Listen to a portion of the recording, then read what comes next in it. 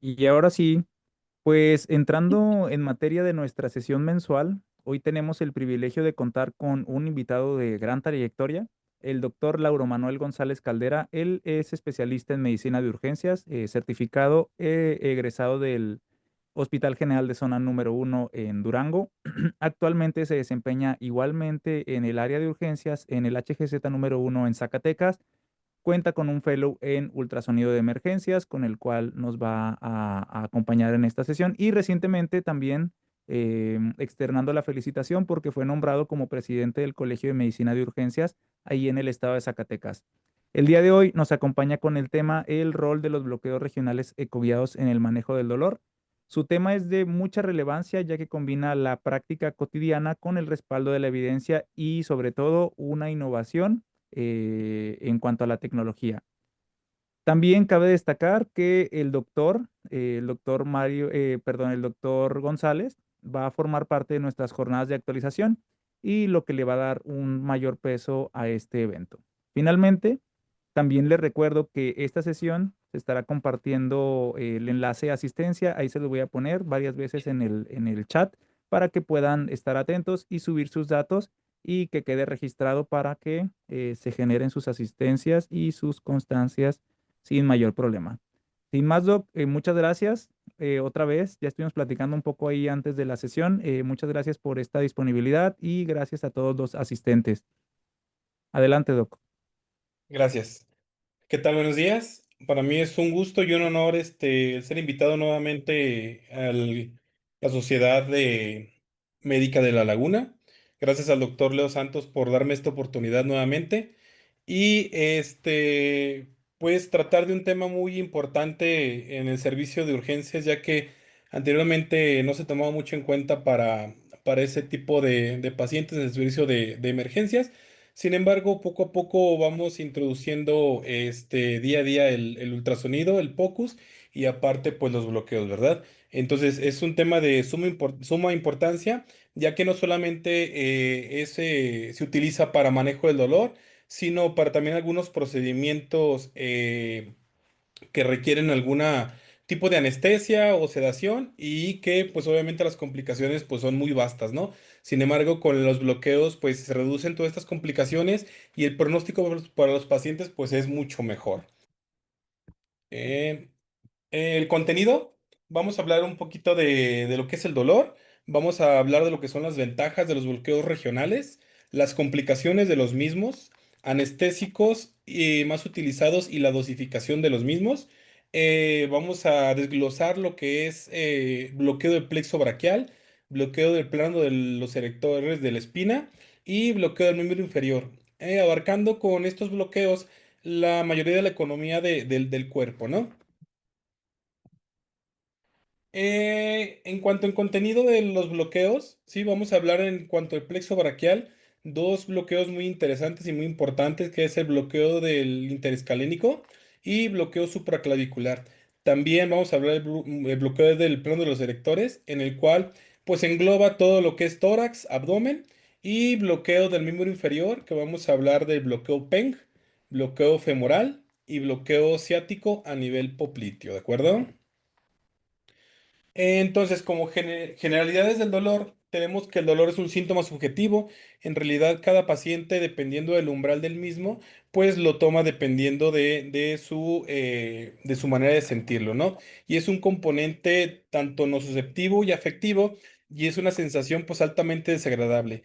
Y es el principal motivo de atención en servicio de urgencias. Más del 80% de los pacientes que ingresan por dolor agudo o en el transcurso de su hospitalización van a tener algún tipo de dolor. Sin embargo, la OMS declaró como un derecho humano, ¿sí? El alivio del dolor, por lo cual es obligación de nosotros, del profesional de la salud, no retrasar la atención y el control del mismo.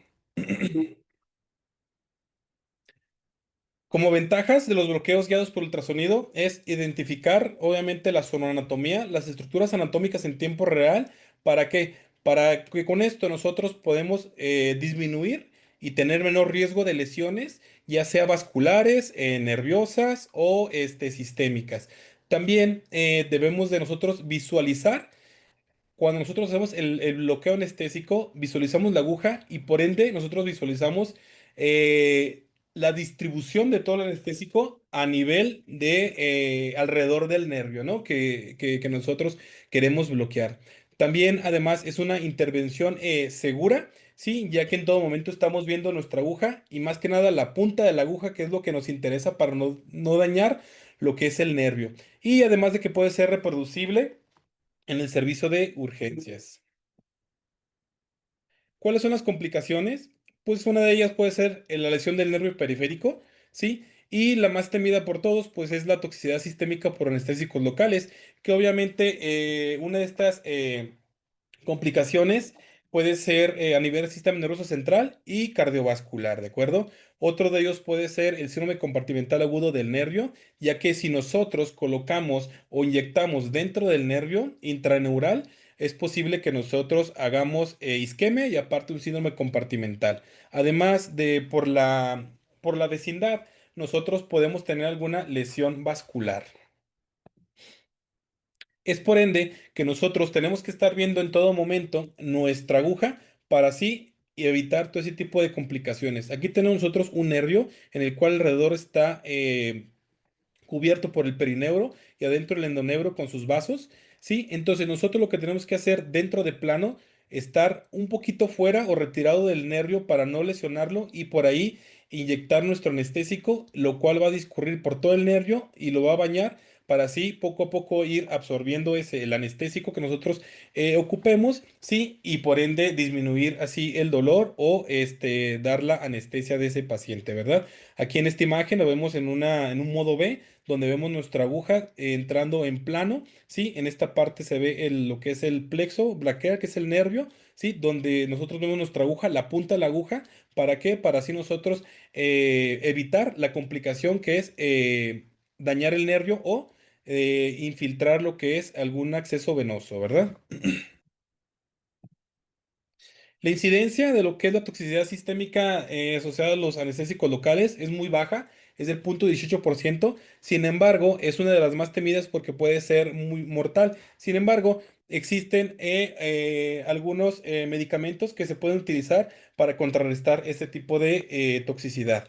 En cuanto a representación de las o la toxicidad sistémica, vamos a encontrar que la principal causa va a ser del sistema nervioso central, el 43%, el mixto, perdón, que puede ser sistema nervioso central y cardiovascular el 33% y cardiovascular solamente el 24%, ¿de acuerdo? Dentro del cardiovascular tenemos que las arritmias, ¿sí? Las alteraciones en la conducción es el 27% y arresto cardíaco o parada cardíaca el 23%. En cuanto a lo que es el sistema nervioso central, el 47% se lo va a llevar lo que son las crisis convulsivas y un 36% en deterioro estado de alerta. Entonces, estos pacientes que tienen una toxicidad sistémica anestésico local, pues por eso pueden presentar diferentes tipos de complicaciones ya mencionadas, ¿de acuerdo? En cuanto al tratamiento, pues obviamente siempre cuando tú vas a hacer un bloqueo, siempre de los siempre tienes que tener a tu paciente monitorizado, ¿sí? Obviamente por el riesgo a la toxicidad sistémica, ¿sí? Y las medidas generales en cuanto el paciente presente las complicaciones que habíamos mencionado. Tenemos un medicamento que es la emulsión lipídica al 20%, ¿sí? Que se va a administrar en caso de toxicidad. Un bolo, 100 mililitros en los primeros 3 minutos.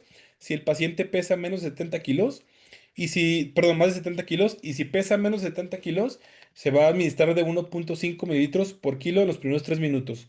Posteriormente y seguido de una infusión de 200 a 250 mililitros en los primeros 20 minutos si pesa más de 20 kilos o de 0,25 mililitros por kilo en caso de que tenga menos de 70 kilos. Si las complicaciones o los efectos adversos desaparecen al administrar la infusión, se recomienda continuar la infusión misma dosis unos 10 o 15 minutos más. ¿Cuáles son los objetivos de esta charla? Pues es aprender a realizar la técnica de los bloqueos guiada por ultrasonido con adecuada dosificación del anestésico, conocer e identificar los reparos anatómicos de cada tipo de bloqueo, las indicaciones y contraindicaciones de cada bloqueo y así como la anatomía de los mismos. Antes que nada, necesitamos conocer lo que son los movimientos del transductor, ¿sí? ¿Para qué? Para nosotros poder visualizar mejor el nervio. Obviamente los movimientos que tenemos que realizar son muy finos, ya que los nervios son estructuras muy pequeñas y con cualquier movimiento brusco que hagamos se nos puede mover y esto puede perder, obviamente, la sonoanatomía y complicar el bloqueo, ¿verdad? Tenemos el deslizamiento, que puede ser a cualquier lado de la zona de insonación. También tenemos lo que es el balanceo, que es el rocking o la rotación, ¿sí? Y el tildeo, que obviamente va a ser de arriba hacia abajo, dependiendo nosotros dónde queramos ver nuestra aguja. Pero lo importante es que nosotros, colocando nuestro transductor en la zona deseada, viendo nuestra zona a bloquear, el transductor ya no se mueve. De ahí ya no se mueve, que digo, ya no veo mi aguja. La que se tiene que estar moviendo es la persona que está infiltrando y no el del transductor, ¿de acuerdo? Otro punto importante es los planos, ya que puede ser los bloqueos que están bloqueo dentro de plano y fuera de plano. El ideal sería el dentro de plano, que es esta parte, ¿sí? Que va a todo lo largo del transductor, ¿sí? Esto es para que nosotros vemos completamente la aguja, es lo ideal. Nosotros vemos desde la punta y todo lo largo de la aguja, ¿sí? Hasta dónde llega tu punta de la aguja. Aparte de que es más fácil de maniobrar dependiendo de la inclinación que tú le quieras dar, 45, 50 grados, etcétera. ¿Sí? ¿Para qué? Para que nosotros nuestra aguja la podemos inclinar hacia abajo y poder llegar hacia el nervio por la parte de arriba, por la parte de abajo y poder llenar el perineuro o la periferia de este nervio, perdón, de anestésico. Sin embargo, si lo hacemos fuera de plano, que es esta imagen que se ve aquí, pues obviamente es muy difícil verlo porque solamente veremos como una imagen hipergogénica, pero muchas de las veces no alcanzamos a ver la punta de la aguja y no sabemos si estamos penetrando alguna estructura vascular o el nervio. Además de que sería más difícil llegar en la parte inferior del nervio para poder englobar todo el nervio con el anestésico. De los anestésicos, los más utilizados va a ser la lidocaína y la ropivacaína. Y estos van a tener una dosis, la lidocaína de 5 miligramos por kilo. El volumen depende del bloqueo, es variado. Puede ser de alto volumen o de bajo volumen. Más adelante lo vemos. Y la duración va a ser de 2 a 4 horas. La ropivacaína de 2,8 miligramos por kilo, también el volumen variado. Y este va a ser un bloqueo más largo. Entonces, dependiendo de para qué tú quieras tu bloqueo, si tú quieres un bloqueo para tener como solamente para un procedimiento, es decir, un paciente que llegue con luxación de hombros, si solamente quieres reducirlo, pues no es necesario ponerle ropivacaína. Con lidocaína es más que suficiente para quitar la molestia y hacer la reducción, ¿no? Sin embargo, si llega un paciente con un cáncer, un dolor oncológico, perdón, y quieres postergar más el bloqueo, pues ahí sí estaría mejor mezclar lo que es lidocaína con ropivacaína, ya que pues la duración es más extensa, ¿no? Y lo que queremos en los pacientes, pues es que el bloqueo dure más tiempo, ¿no? Más tiempo sin dolor. Y para esto también tenemos algunos coadyuvantes, que son aquellos medicamentos que te van a hacer que tu bloqueo se prolongue aún más, que va a ser la dexametasona, buprenorfina, dexme y sulfato de magnesio, que son como que los más utilizados, ¿de acuerdo? Entonces, estos medicamentos son los ideales para poder hacer los bloqueos guiados por ultrasonido. Además de si tú lo quieres calcular así por los kilos, también existe con la tecnología, existen varias aplicaciones. Hay una que a mí me gusta mucho, que es la de Safe Local, en la cual nosotros te piden aquí cuál es el anestésico o deseado utilizar. Pues puedes agarrar uno o puedes agarrar dos. Nosotros, por ejemplo, que agarramos lidocaína simple, ¿sí? Al 2% te dice la concentración del anestésico. Posteriormente te está pidiendo el peso del paciente y si el paciente tiene alguna comorbilidad, ya que dependiendo si el paciente tiene una falla cardíaca, falla hepática, falla renal, si tiene más de 70 años o es un pediátrico o está embarazado el paciente, el anestésico pues cambia su dosificación, ¿no? Porque no es lo mismo instilar un anestésico a un paciente sano que a un paciente con falla hepática, ¿sí? Porque obviamente puede presentar mayor la toxicidad sistémica, ¿no? Y entonces este paciente de 70 kilos sin ninguna comorbilidad, pues le va a tocar 17,5 mililitros de lidocaína simple al 2%, ¿de acuerdo? Entonces, así nosotros podemos calcular también nuestra dosis de anestésico. Y esto, recuerden que es el anestésico, la dosis total, dosis máxima, ¿de acuerdo? Entonces, ya de aquí ya no puedes aplicar más anestésico. Entrando a lo que es el bloqueo del plexo braquial, pues el plexo braquial más que nada está formada desde las cervicales C5 hasta T1, que pasa por medio del surco interescalénico, ¿sí? Y nosotros aquí vamos a encontrar lo que son los troncos, vamos a ver C5 hasta T1, vamos a encontrar los troncos superior, medio, inferior, ¿sí? Vamos a encontrar también lo que son el plexo braquial como tal, que esto sería un supraclavicular y eso sería un interescalénico, ¿no? Entonces, tenemos que el plexo braquial, perdón, se encuentra muy pegado a lo que es la arteria carótida. Entonces, nosotros por debajo de esta tenemos la clavícula y es como que nuestro punto de referencia. Más adelante lo vamos a ver en la zona anatomía. Pero lo importante de esto es que nosotros al momento de hacer el bloqueo en esta zona, nosotros vamos a bloquear estos tipos de nervios, lo que son nervio axilar, radial, mediano, cubital. Y esto pues nos va a dar inervación a lo que es todo lo que es de codo hacia abajo, antebrazo, muñeca y mano, ¿de acuerdo? Y si nosotros hacemos el bloqueo interescalénico, que es un poquito más arriba, vamos a tener el bloqueo el nervio, perdón, escapular, supraescapular, pectoral externo, y estos, más que nada, además del circunflejo, perdón, y esto más que nada te va a dar inervación a lo que es la articulación del hombro. Por eso el bloqueo interescalénico sirve más para lesiones del codo hacia arriba, ¿sí? Y más que nada en hombro y el supraclavicular del codo hacia abajo. Más adelante lo vamos a ver.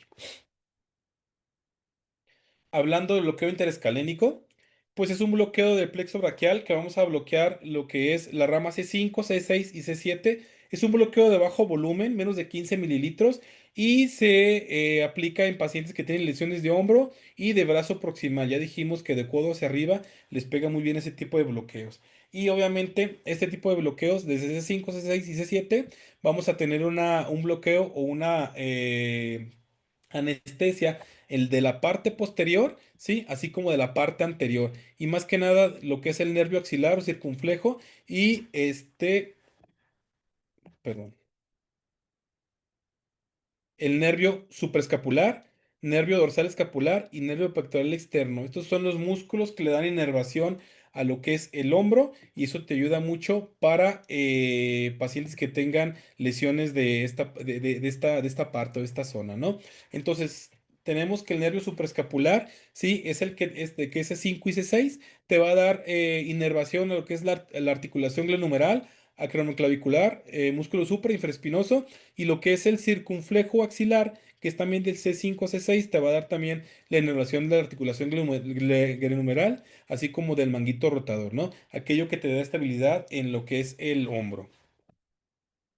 Entonces, las indicaciones va a ser para lesiones de hombro. La más común y para lo que siempre utilizamos es para la luxación, ya que el interescalénico es un bloqueo sumamente fácil y muy rápido. En realidad, en menos de 5 minutos el paciente ya está bloqueado para hacer la reducción. Y muchas de las veces no ocupas la maniobra para hacer la reducción. Simplemente el hombro, movemos un poquito el hombro y entra fácilmente la luxación. Sin embargo, hay otras patologías más severas como fracturas proximales, ¿sí? O fractura o luxación de codo, en la cual pues también ese tipo de bloqueos también te puede ayudar bastante. Entonces ya dijimos que es un bloqueo de bajo volumen. Tenemos que tener una jeringa con solución salina para hacer una hidrodisección y en otra jeringa también el anestésico que sea menos de 15 mililitros para hacer el bloqueo, ¿no? Debemos de tener una zona pues sumamente estéril. En esto sí se ocupa un transductor lineal de baja frecuencia, una de iodopovidona también para hacer la asepsia antisepsia, una jeringa de 20 cc y una aguja ecogénica, ¿sí? De preferencia. Aquellas agujas ecogénicas se ven mejor en el transductor y de preferencia que sea de calibre de 22 gauches y mínimo de 5 centímetros de longitud. Y el anestésico, pues obviamente ese anestésico ya lo tuvieron que haber calculado, ¿sí? La dosis para administrarlo. ¿Cuál es la técnica? Obviamente el paciente tiene que estar en una posición cómoda, así como el médico, ¿sí? Se recomienda colocar al paciente en lo que es el filo de la cama para que el cuello cuelgue un poquito. ¿Por qué? Porque nosotros al momento de insonar vamos a colocar nuestro transductor en esta parte de aquí. Vamos a subir un poquito, unos 5 o 3 centímetros hacia arriba, por detrás del músculo esternocleidomastoideo y por arriba de la clavícula. Y al momento de colocar nuestra aguja vamos a entrar por este lado. Entonces muchas de las veces la camilla nos hace interferencia para poder hacer alguna angulación. Entonces por lo regular se prefiere que el paciente esté sentado o algo de que la cabeza esté colgando en la camilla de preferencia, ¿no? Obviamente la cabeza que esté rotada hacia el lado no afectado. Y pues nosotros vamos a iniciar colocando nuestro transductor de manera transversal, ¿sí? Con nuestro marcador hacia la derecha del paciente y vamos a colocarlo por encima de lo que es la clavícula y por detrás del músculo esternocleidomastoideo. Aquí si se fijan, esta es uno que es dentro de plano, ¿sí? Perdón, este es un bloqueo dentro de plano donde se ve la aguja que está entrando por un lado del transductor en donde se debería de ver completamente lo que es la aguja en el transductor, ¿no? Otra cosa muy importante es el movimiento, fíjese, el movimiento del abanico, el tildeo, sí, el rocking o el deslizamiento es muy importante para poder realizar ese tipo de visualizaciones, ¿ok? La zona anatomía, pues obviamente nosotros tenemos en esta parte el escaleno anterior, escaleno medio, tenemos C5, C6, C7 entre el espacio interescalénico, ¿sí? Que más distal se convierte en plexo braquial por arriba de la clavícula y tenemos aquí lo que es el músculo esternocleidomastoideo. Colocamos nuestro transductor de manera transversal por arriba de la clavícula, ¿sí? Y por detrás del músculo esternocleidomastoideo y vamos a ver esta imagen, ¿sí? Aquí nosotros vemos nuestra arteria, vemos aquí como un panalito o un racimo de uvas, que esto es el plexo braquial. Por aquí vemos en esta parte lo que es la primer costilla con su sombra acústica posterior y por debajo se ve la pleura.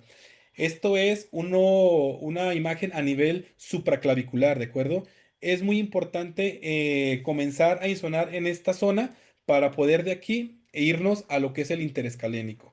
Entonces, vemos esta imagen y sabemos que estamos en el supraclavicular. Posteriormente, nosotros, encontrando esa imagen, nos desplazamos hacia arriba, ¿sí? Donde vamos a insonar lo que es C5, C6 y C7. Vamos a estar entre el escaleno anterior y el escaleno medio, ¿ok? Y vamos a tener esta imagen, ¿de acuerdo? Donde vamos a ver acá los nervios, una imagen anecoica, es C5, C6 y C7 por acá abajo, ¿sí? Y C5, C6, C7, músculo escaleno medio, músculo escaleno anterior. Ese es el surco interescalénico y esta es la imagen que nosotros vamos a ver. También es bien importante ver nuestra apófisis transversa de C7, ¿ok?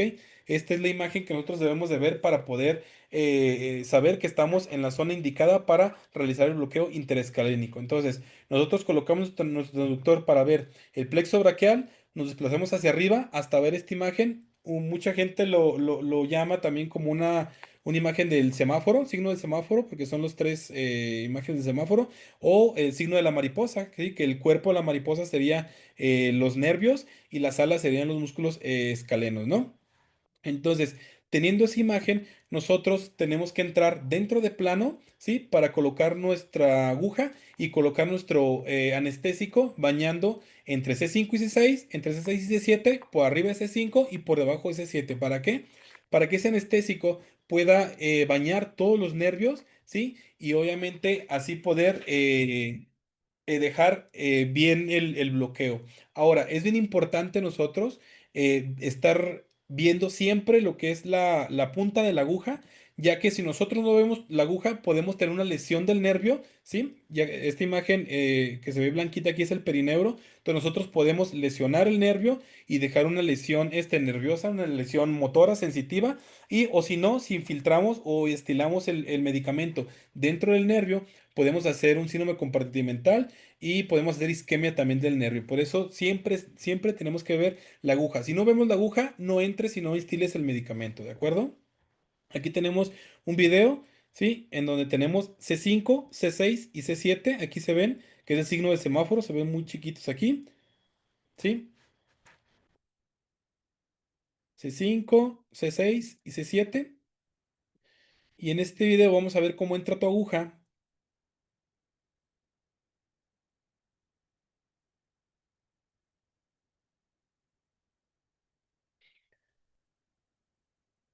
Aquí entra por entre C5 y C6. Aquí esta imagen anecoica que se ve aquí es el anestésico instilado por acá. Todo esto es el anestésico, pero si se fijan, este que está aquí es C5. Entonces estamos entrando por debajo, ¿sí? Y después salimos y entramos por arriba. Si fijan esta imagen que se ve aquí como hiperecogénica, ¿sí? Como de doble cañoncito, esta es la aguja, ¿sí? Y por aquí estamos instilando el otro, el anestésico por arriba. Entonces, acá de este lado ya tenemos bañado lo que es C5, C6 y C7, y por arriba estamos poniendo el anestésico para que quede bañado todo el nervio, ¿no?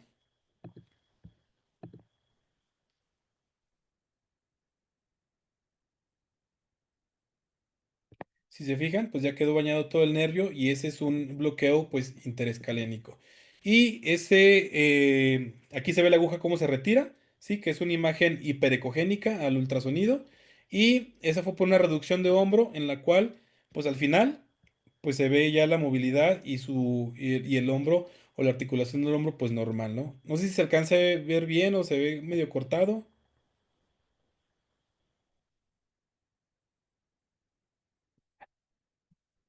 Ok. ¿Cuáles van a ser las complicaciones no frecuentes del bloqueo interescalénico? La más común y obviamente por vecindad va a ser el bloqueo del nervio frénico. Obviamente el nervio frénico está muy contiguo a lo que son el plexo braquial. Entonces, como queda el anestésico por fuera del nervio, se puede regar lo que es el nervio frénico y puede ser un bloqueo del hemidiafragma ipsilateral. También podemos bloquear lo que es el ganglio estrellado, sí, y hacer un síndrome de Horner, que el ganglio estrellado también es una técnica muy importante y muy también sofisticada, ya que en pacientes que tengan tormenta eléctrica, un bloqueo del ganglio estrellado les puede ayudar para revertir esa tormenta eléctrica, ¿verdad?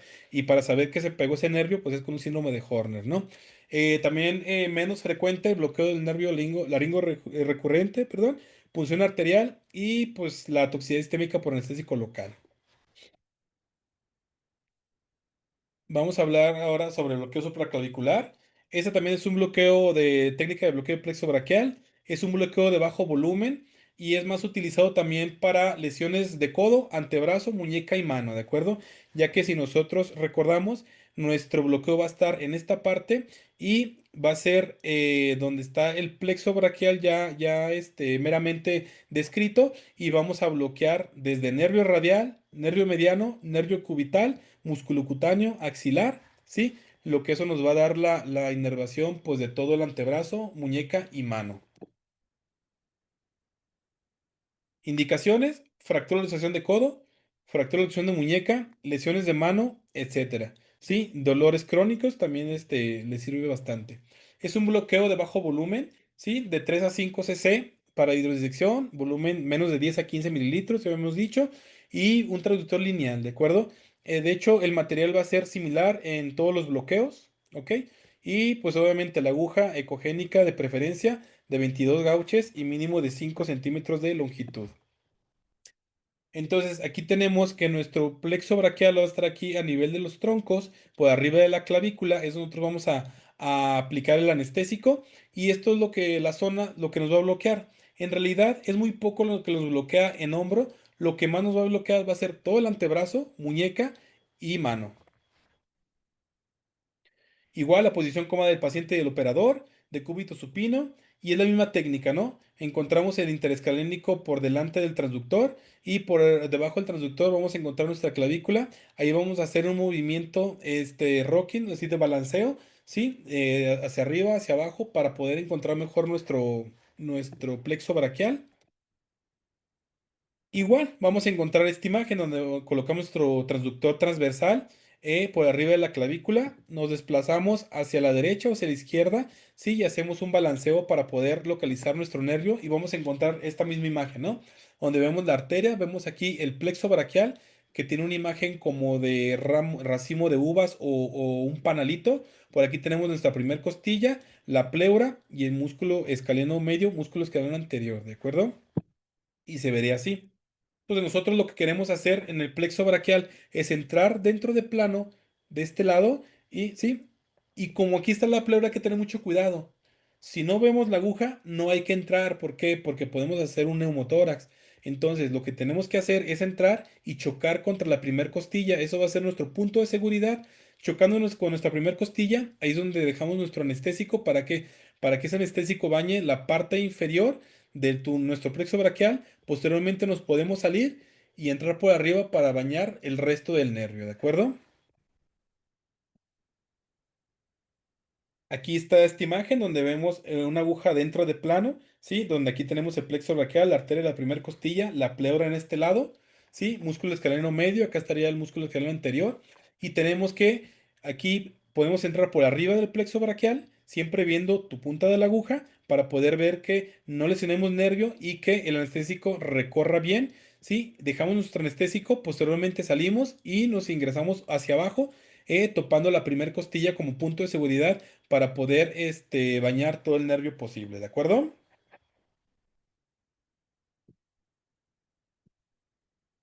Y en este video vemos cómo entra la aguja dentro de plano, esta imagen hiperecogénica que se ve del lado derecho de nuestra pantalla, topa aquí en lo que es la primer costilla y esto que está aquí es el plexo braquial aquí. Acá se ve cómo el anestésico está entrando, esta imagen anecoica que se ve de este lado.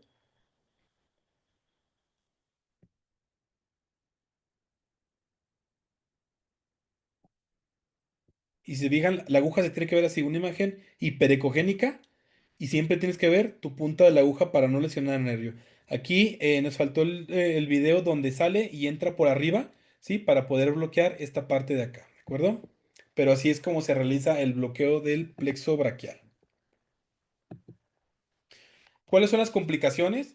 Las más comunes va a ser trauma por aguja, puede ser isquemia de nervio, otra también puede ser un neumotórax. Si no ves tu aguja, puedes presentarlo, por eso siempre tienes que ver tu aguja. El bloqueo del diafragma, del lado donde estamos bloqueando, y el síndrome de toxicidad sistémica por anestésico. También cuando nosotros queremos hacer un bloqueo, ya sea interescalénico o supraclavicular para lesiones de miembro torácico, también lo que se recomienda es hacer primero una excursión diafragmática para ver la movilidad diafragmática, obviamente, para ver cuánto excursiona el diafragma antes del bloqueo y después del bloqueo. ¿Por qué? Porque literatura dice que más del 90% de los bloqueos interescalénicos y supraclaviculares hacen bloqueo del diafragma ipsilateral. ¿Sí? Entonces nosotros teniendo una excursión diafragmática antes del bloqueo y después del bloqueo, podemos saber si el paciente tuvo lesión, bueno, no lesión, sino parálisis diafragmática por bloqueo del nervio frenénico. ¿Dudas que tengan acerca del bloqueo del miembro torácico, del interescalénico supraclavicular?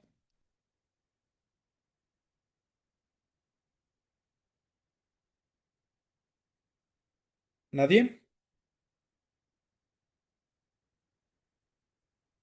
Seguimos con el bloqueo del plano del erector de la columna. ¿Sí? Este bloqueo es sumamente importante y este es uno de los más utilizados en el servicio de urgencias por nosotros, ya que este tiene múltiples aplicaciones, ya desde un cólico renal, cólico biliar, pancreatitis, dorsalgias, lumbalgias, dolor oncológico, para colocación de zona endopleural, fracturas costales, etcétera. O sea, todo lo que te englobe tórax y abdomen, con este bloqueo lo puedes solucionar. Este sí va a ser un bloqueo de alto volumen, ya que obviamente lo que quieres hacer es entrar entre la fascia y lo que quieres es disecar lo que es el espacio virtual entre el músculo erector y la apófisis transversa de la columna, ¿sí? Para poder aplicar nuestro anestésico y que este anestésico, pues obviamente se absorba mejor, ¿no? Entonces, aquí lo que ocupas puede ser un transductor lineal. Si el paciente está muy delgadito, pues puedes utilizar un transductor lineal. Si el paciente está obeso o tiene más masa muscular, pues obviamente vas a utilizar un músculo convexo, ya que con este músculo, perdón, este transductor convexo, pues obviamente ves más profundidad, ¿no? vamos a utilizar dos jeringas, una en la cual vas a llenar de 20 cc de solución salina para hacer la hidrodisección, ¿sí? Y otra con 20 cc de anestésico, ¿de acuerdo? De preferencia una llave de 3 vías para no estar cambiando las agujas, perdón, las jeringas y no moverte de tu zona de bloqueo. Y pues obviamente transductor en línea convexo, las dos jeringas, llave de 3 vías y la aguja de 22 gauches. Aquí puede ser, dependiendo del paciente, puede ser de 5 centímetros o de 10 centímetros de longitud tu aguja. Y obviamente siempre que sea pues ecogénica, ¿no? Y el anestésico pues previamente dosificado. Entonces aquí, ¿qué es lo importante? Nosotros con este bloqueo vamos a bloquear, valga la redundancia, las ramas dorsales y ventrales, ¿sí? De los nervios espinales para así poder bloquear tanto motor, ¿sí? Y sensitivo. Entonces nosotros desde afuera hacia adentro tenemos los músculos erectores de la columna, que son tres. Desde afuera hacia adentro es el músculo iliocostal. En medio sigue el longísimo, ¿sí? Y el músculo espinoso. Si nosotros hacemos un bloqueo por arriba de T5, vamos a encontrar también lo que es el músculo romboides y el trapecio, ¿de acuerdo? Entonces, en esta imagen que se ve acá, nosotros vemos aquí también el músculo espinal, ¿sí? No, perdón, aquí vamos a ver el romboides mayor, el trapecio, y aquí van a estar los músculos erector de la espina, ¿de acuerdo? Entonces, esta vértebra es T5, por eso se ven aquí el romboides y el trapecio. Aquí vamos a ver la apófisis transversa de T5 y esta va a ser como nuestro punto de referencia para poder aplicar nuestro anestésico, ¿de acuerdo? Ya que de aquí salen ramas ventrales, ramas dorsales. Las ramas obviamente dorsales pues son sensitivas y las ramas ventrales pues son motoras, ¿no? Y también agarran algunas ramas intercostales, sí, que te va a bloquear todo lo que es la parrilla costal, ¿no? Dependiendo. Y como bloqueo se va para todos lados, el anestésico se puede ir hasta anterior, posterior, hacia cefálico y hacia caudal, ¿sí? Entonces te puede bloquear, el bloqueo es más amplio, ¿sí? Y es una zona más amplia lo que puedes hacer con este tipo de bloqueos. Entonces aquí tenemos otra imagen donde vemos una rama anterior, una rama posterior, ¿sí? Aquí tendríamos los músculos, aquí tenemos lo que es el músculo espinoso, longísimo y iliocostal, de adentro hacia afuera. Tenemos toposis transversa, entonces nuestra aguja tiene que entrar por aquí y topar en toposis transversa para dejar nuestro anestésico y que se bloquee todas estas ramas, ¿no? Aquí en esta vista nosotros vemos que nuestra aguja entra a nivel de la apófisis transversa, dejando el anestésico y el anestésico, si se fijan, se va para cuatro sitios. Se puede ir cefálico, ¿sí? Se va caudal, se va ventral y acá también se va posterior, ¿de acuerdo? Entonces, o dorsal. Entonces, este anestésico se puede ir para todos lados y también la literatura te dice que este bloqueo te puede bloquear tres, eh, tres arcos costales hacia arriba y tres arcos costales hacia abajo. Es decir, es un bloqueo meramente amplio, ¿de acuerdo? Entonces, la zona tenemos que los músculos erectores. Siempre nosotros agarramos nuestro transductor desde lateral hasta medial y de ahí, de arriba hacia abajo, hasta localizar nuestra zona de bloqueo. Pero para eso, y nosotros tenemos que ver esto en la sonoanatomía. Eso es a nivel de T5, donde vemos el músculo trapecio por arriba, por debajo sigue el romboides, el músculo erector de la espina, y por debajo en esta imagen que se ve como una imagen hiperecogénica con una sombra acústica posterior, es la apófisis transversa de la vértebra dorsal o T5, ¿de acuerdo? Entonces aquí es donde entra tu aguja, dentro del plano, perdón, ¿sí? Y esto es como nuestro punto de seguridad para poder aplicar nuestro anestesia, ¿de acuerdo? Hay que tener mucho cuidado porque si tú te vas muy lateral, vas a encontrar lo que son los arcos costales y por debajo vas a encontrar la pleura y puede ser también un neumotórax.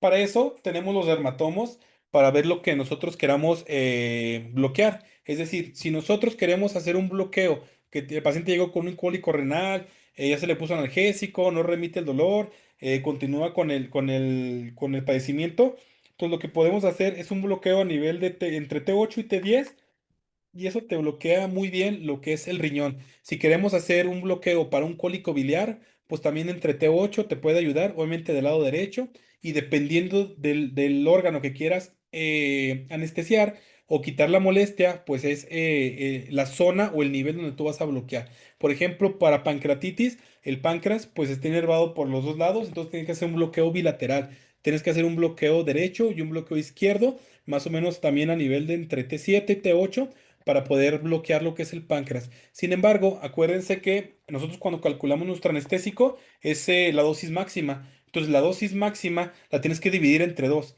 O sea, no puedes poner todo de un lado. Si vas a hacer un bloqueo bilateral, tienes que poner la mitad de un lado y la mitad del otro lado, ¿de acuerdo? Tienes que tener una posición cómoda, el paciente de preferencia sentado en decúbito lateral, ubicar la zona insonar, de preferencia con un transductor lineal o convexo y en sentido longitudinal, ¿de acuerdo? Paramedial, obviamente, o paravertebral, perdón. Y vamos a buscar esta imagen, ¿no? Entonces, en esta imagen, como estamos en T5, vamos a ver trapecio, romboide, sectores de espina y nuestra apófisis transversa. Vamos a entrar dentro de plano, ¿sí? De preferencia por arriba de lo que es el transductor y vamos a encontrar esta imagen. Si vamos a ver nuestra aguja, ¿sí? Y va a atravesar lo que son los músculos trapecio romboide y selector de la espina. Vamos a entrar en lo que es, o vamos a topar en la apófisis transversa, ¿sí? Y vamos a disecar, vamos a hacer una hidrodisección con la solución salina que habíamos cargado anteriormente. ¿Para qué? Para que este espacio que está aquí, que es virtual, se pueda abrir y posteriormente aplicar el anestésico y el anestésico, perdón, pueda correr o discurrir entre todo el plano facial, ¿verdad? Aquí están las diferentes técnicas. Puede ser en prono, puede ser sentado o en decúbito lateral, dependiendo de cómo se pueda acomodar nuestro paciente, ¿no? Y en esta imagen vemos, ¿sí? ¿Cómo entra nuestra aguja? Aquí si se fijan, está cuadrática, se ve una sombra acústica posterior, aquí no se ve el romboide ni el trapecio, entonces está más abajo de T5 y solamente vemos aquí nuestros músculos erectores de la espina. Aquí vemos cómo entra nuestra aguja, una imagen hipercogénica, esta línea hipercogénica de nuestra aguja, y vemos cómo entra, topa en la apófisis transversa, otra vez, y aplica el anestésico. El anestésico se ve como una imagen anecoica que abre el espacio. ¿Se fijan ahí? Ahí abrió todo el espacio. Entonces, si es hidrodisección, posteriormente aplicamos el anestésico para que todo el anestésico, perdón, discurra por todo este plano de la fascia, ¿no? ¿Cuáles son las complicaciones? Obviamente, si tienes un bloqueo alto, por arriba de T8, obviamente por ahí empieza lo que es el pulmón. Puedes presentar un neumotórax si estás muy lateral o muy fuera, ¿sí? Puedes hacer un bloqueo diafragmático, también bloqueos altos, y también un signo de toxicidad sistémica por anestésico local. Ahora pasamos para los bloqueos del miembro inferior, que en esta van a ser tres, lo cual van a ser el PEN, el femoral y el ciático a nivel popliteo. Tenemos el PEN, que es el bloqueo de los nervios pericapsulares. Este bloqueo es más que nada para fracturas de cadera. Todo lo que se trata de cadera, ramas isquiopúbicas, también te ayuda bastante. Entonces, fractura de acetábulo, fractura de rama de pubis, fractura del cuello del fémur e intertrocantérica, perdón.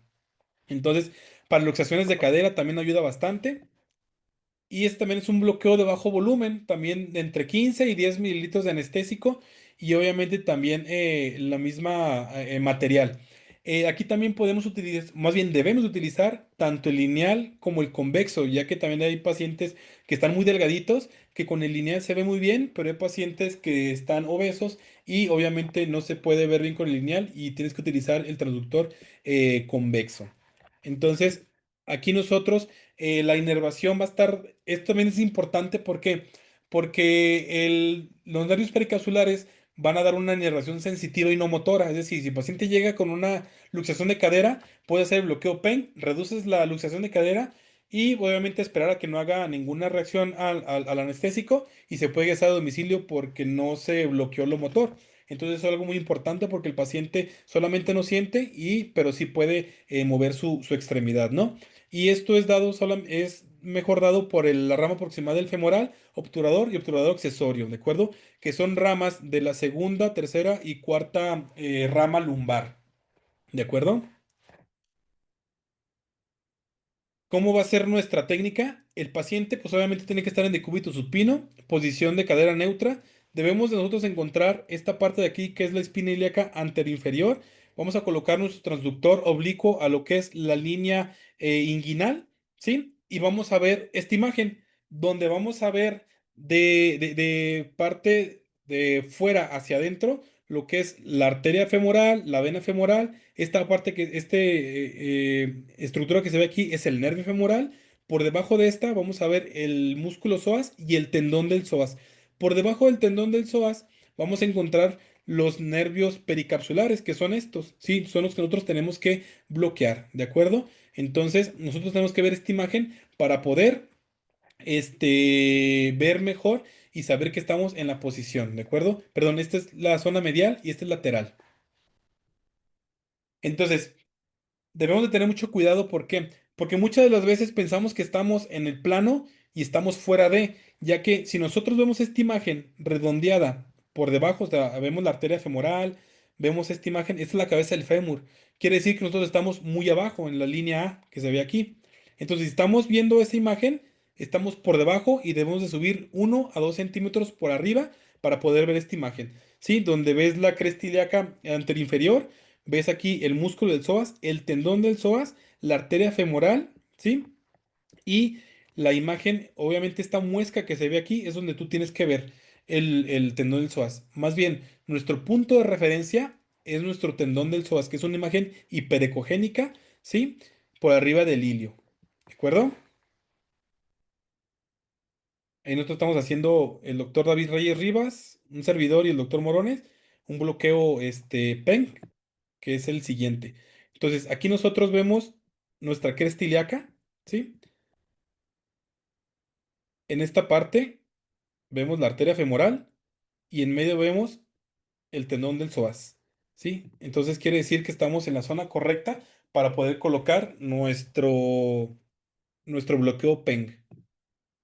Ahí vemos cómo se ve esa aguja. Es una aguja de 22 gauches. Entramos por debajo del tendón del psoas y ahí es donde aplicamos todo el anestésico, ¿sí? ¿Para qué? Para que este anestésico discurra por todo lo que son los nervios pericapsulares y así poder hacer el bloqueo, ¿de acuerdo?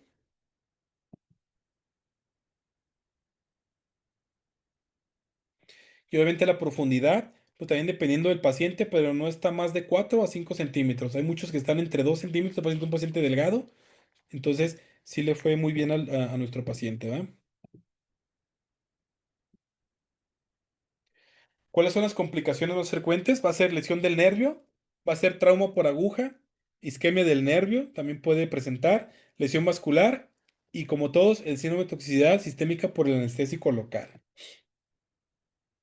Tenemos lo que es el bloqueo femoral, ¿sí? Y las indicaciones son más que nada son para fracturas más distales de la cadera, que es fractura de fémur, lesiones de rodilla, lesiones musculares. Ojo, en pacientes politrauma que tengan riesgo de hacer síndrome compartimental, está contraindicado colocar ese tipo de bloqueo, ¿sí? Ya que obviamente le quitas, aparte de que le quitas lo motor, le quitas la sensibilidad, y esto, si el paciente pues le quitas el dolor, pues no vas no va a presentar o no se va a diagnosticar sumamente pronto lo que es el síndrome compartimental, ¿no? Entonces también es un bloqueo de bajo volumen, hidrodisección también, 15 mililitros de anestésico o menos de 10, una jeringa calibre 22 gauches, o sea, el material sigue siendo el mismo. Y aquí también, por ejemplo, debemos de tener el lineal o el convexo dependiendo de nuestro paciente, ¿no? Y aquí lo que queremos ver es nuestro nervio femoral que está aquí, está por arriba del músculo iliosoas, ¿sí? Por afuera lo que es la arteria femoral, ¿sí? Y está englobada en lo que es la fascia ilíaca, ¿sí? Y está por debajo de la fascia lata, más adelante lo vamos a ver. Aquí la técnica, pues tenemos que tener el paciente en decúbito supino, ¿sí? Traductor lineal en pliegue inguinal, localizar la arteria femoral, que es la parte interna de nuestra zona de insonación, ¿sí? Vamos a encontrar nuestro músculo psoas, nuestra arteria y nuestra vena. Por arriba vamos a ver una fascia lata, que es una imagen hiperecogénica, ¿sí? Y por debajo de la fascia lata y por arriba del músculo ilíaco vamos a encontrar la fascia ilíaca que va a envolver a nuestro nervio femoral, ¿de acuerdo? Entonces, esta es como nuestra zona anatomía. Acá nosotros vemos nuestra fascia ilíaca, nuestro nervio femoral, fascia lata por arriba de una imagen hiperecogénica, o sea, más blanca, ¿sí? Esta es la fascia ilíaca que va a envolver a nuestro nervio por acá, nuestra arteria femoral, perdón, medial y lateral, vamos a ver lo que es el músculo ilíaco. Esta va a ser nuestra zona anatomía para poder ver que estamos en una zona adecuada, ¿de acuerdo? Entonces aquí igual tenemos nuestra arteria femoral medial, ¿sí? Tenemos nuestra fascia ilíaca, nuestra fascia lata por arriba y si se fijan, este nervio está rodeado por la fascia ilíaca, entonces nosotros lo que tenemos que hacer es entrar, perforar la fascia para que el anestésico discurra en todo el nervio, lo bañe, ¿sí? ¿Por qué? Porque si nosotros no perforamos la fascia ilíaca, el anestésico se va a quedar por fuera o en el músculo iliosoas, ¿sí? O por debajo de la fascia lata en lo que es tejido adiposo. Por eso siempre tienes que ver bien tu aguja y mejor tu punta de la aguja. Aquí en la anatomía, en modo B, tenemos nuestra arteria femoral. Aquí tenemos nuestro nervio femoral. Tenemos nuestra fascia lata arriba, nuestra fascia ilíaca acá. Y este es nuestro músculo iliosoas. Y aquí lo tenemos ya en modo B. Aquí tenemos nuestro nervio femoral rodeado de nuestra fascia ilíaca. Medial tenemos nuestra arteria femoral, fascia ilíaca. Por arriba está la fascia lata y abajo va a estar el músculo iliosoas. ¿De acuerdo? Y aquí vemos cómo entra nuestra aguja, ¿sí? Que tiene que perforar la fascia. Ahí perfora la fascia ilíaca, ¿sí? Ahí se ve más anecoico, o sea, más oscuro cómo deja el anestésico. Entra por debajo del nervio femoral, ¿sí? Para poder bañarlo por completo. Obviamente siempre viendo tu punta de la aguja, ¿sí? Porque si fijan, medial a unos centímetros, unos milímetros más bien, está nuestra arteria femoral. Y si nosotros no nuestra aguja y perforamos o dejamos nuestro anestésico a nivel de vaso, pues hacemos la toxicidad sistémica, ¿no? Entra posterior nuestra aguja por arriba del nervio femoral, se aplica el anestésico, ¿sí? Para bañar pues completamente nuestro nervio femoral, ¿sí? Y ahí está completamente, o sea, aquí está arriba nuestra fascia ilíaca, ¿sí? Y aquí por debajo entra el anestésico, nuestro nervio femoral, y nuestro nervio femoral pues ya está empapado del anestésico tanto arriba y tanto por abajo, ¿no? Complicaciones igual, trauma por aguja, lesiones de nervio, perdón, trauma por aguja, isquemia de nervio. La lesión vascular es muy común y más si tú no ves tu aguja o tu punta de la aguja, puedes lesionar lesión vascular y puedes aplicar anestésico intravascular y puede ser muy complicado con un síndrome de toxicidad sistémica, ¿de acuerdo? Y por último, vamos a hablar del bloqueo ciático a nivel popliteo, que este es más que nada para fracturas distales de tibia y peroné, ¿sí? Luxación de tobillo para una reducción, lesiones de pantorrilla, quemaduras, laceraciones, abscesos, lesiones de tendón de Aquiles, neuropatías, etcétera. Ojo, también contraindicación en pacientes que pueden hacer síndrome compartimental. Este también es un bloqueo de bajo volumen, ¿sí? También necesitamos hacer una hidrodisección y el anestésico de 15 a 10 mililitros y el material pues el mismo, ¿no? Aquí como es una zona o el nervio está muy superficial, aquí sí vamos a utilizar solamente el lineal, ¿no? Tenemos que lo que es el nervio ciático es el nervio pues más grande del cuerpo, ¿sí? Y obviamente surge desde L4 hasta S3, ¿ok? Este va a pasar de lo que es la región glútea, región de muslo en la parte posterior y a nivel de popliteo, a nivel popliteo, se va a dividir en dos nervios, lo que es el peroneo común y el tibial, ¿no? Que son estos dos de acá, ¿sí? Y esto a nosotros hacer el bloqueo en esta zona vamos a bloquear parte importante de lo que es la pierna hasta lo que es los cortejos del miembro pélvico. Aquí nosotros tenemos en una sonoanatomía, en un modo B, tenemos nuestro músculo bíceps femoral, el músculo semitendinoso, músculo semimembranoso. Aquí tenemos nuestra arteria peronea, nuestra vena peronea, y aquí tenemos nuestros nervios peroneo común y tibial, nervio tibial. Entonces, así se ve en una imagen donde aquí se ve mejor nervio tibial, nervio peroneo y nuestros músculos. Y por debajo de esto también vamos a ver nuestros vasos peroneos.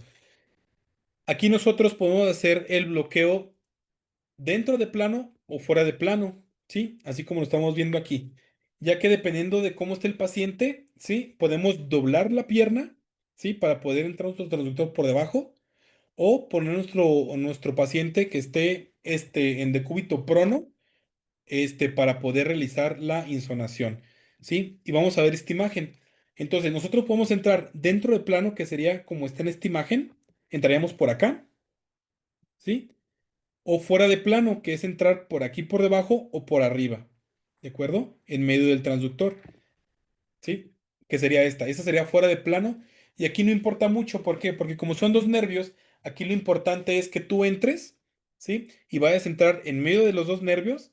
Aquí apliques el anestésico y se vaya por debajo de ambos y después salgas y apliques por arriba, ¿no? Y ahí obviamente englobas los dos nervios.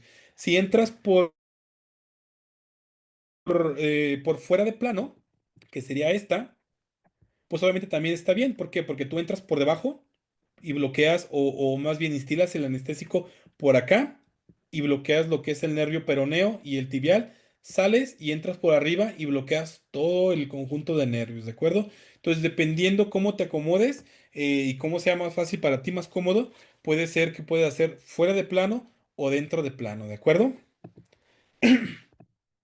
La anatomía, aquí tenemos bíceps femoral, semitendinoso y por debajo de esto vamos a tener los nervios. Y en esta imagen vemos cómo se bloquea. Tenemos la aguja por debajo, ¿sí? Aplicó anestésico por acá abajo. Después siguió por arriba, desplazando lo que es el nervio tibial. Entra por en medio, entra por atrás por arriba de los nervios.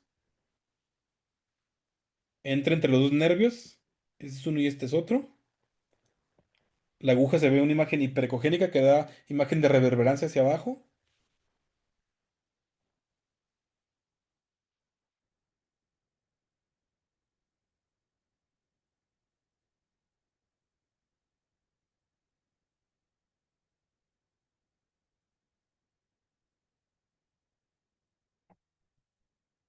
Y ahí se ve cómo quedan los dos nervios, ¿no?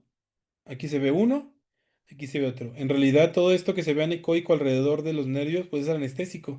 Este también fue un bloqueo exitoso y obviamente, pues así se debe de ver los nervios. También se le llama el signo de la rosquilla o signo de la dona, donde se ve como una donita alrededor, englobando todo el nervio, ¿no? Y ya para finalizar, pues obviamente las complicaciones de esto va a ser también lesión del nervio, trauma por aguja, esquema de nervio. La lesión vascular también es muy común en estos pacientes, ya que si se fijaban, lo que es la arteria y la vena peronea, pues están muy cerca del nervio. Y esto también, si tú no ves tu aguja, te puedes meter y puedes lesionar algún vaso. Y pues como en todos los bloqueos, hay que estar pendientes para el síndrome de toxicidad sistémica por anestésicos. Entonces, como conclusiones, los bloqueos regionales guiados por ultrasonido son un método seguro, sencillo y el cual se puede realizar en el servicio de urgencias tanto para manejo de dolor agudo, ¿sí? De cualquier índole, así como crónico, y también para procedimientos invasivos. Y pues sería todo. No sé si tengan por ahí preguntas, dudas. Hola, doctor, buenos días. Yo tengo una duda. Buenos días. Por ejemplo, en caso de generar una lesión o un bloqueo, por ejemplo, diafragmático alto, Ujú. eh, ¿qué hay que hacer ahí? Por lo regular, se recomienda no hacer bloqueos tan altos por esa complicación, pero como los bloqueos altos casi siempre nomás son ipsilateral, o sea, son nada más de un diafragma, ahí no hay ninguna complicación, no pasa nada. El problema es cuando se hace bilateral. Si se hace bilateral el bloqueo y bloqueas el diafragma, dependiendo del anestésico que utilizaste, casi siempre ahí utilizamos lo que es ropivacaína o bupivacaína, que son anestésicos que tienen mucho tiempo, pues ahí hay que empezar ventilación, ¿no? Dependiendo de la clínica de tu paciente también. Pero cuando es unilateral, por lo regular ahí no pasa mayores, no pasa nada. Ah, ok. Gracias, doctor. No, de nada. ¿Alguna otra pregunta de aquí de los asistentes? Si quieren abrir su micrófono o pueden ponerla en el chat. También les recuerdo que el registro de asistencia está ahí por última ocasión para que no se les pase a los nuestros.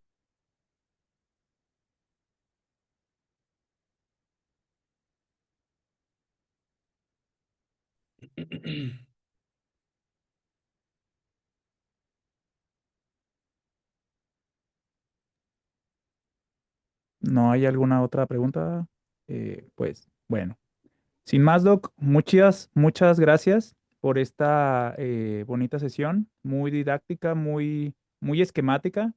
Creo que para los que no tengamos tanta experiencia en esto, fue de mucho aprendizaje. Igualmente les recuerdo a los asistentes que la ponencia se grabó, la vamos a subir en siguientes días ahí a nuestro canal disculpen, a nuestro canal de YouTube para que puedan revisarla las veces que quieran. Doctor, muchísimas gracias. Te esperamos aquí en noviembre. Igualmente les recuerdo a todos los asistentes que los que gusten puedan acompañarnos ahí a las jornadas. Va a ser un muy bonito evento pues, para todos ustedes.